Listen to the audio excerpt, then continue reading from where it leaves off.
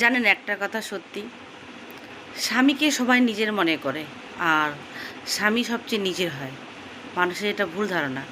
স্বামী সংসারে থাকে, প্রয়োজন অনুযায়ী তোমাকে ব্যবহার করে। যখন তার বেশি প্রয়োজন তখন মিষ্টি মিষ্টি কথা বলবে, আর যখন পরিবারকে দরকার তখন তোমাকে পরিবারের সামনে তোমাকে কিছুই মনে করবে না, ভাবে পরিবারে ঠিক, তুমি ভুল। আর সবসময় তোমাকে ভুল প্রমাণিত করবে।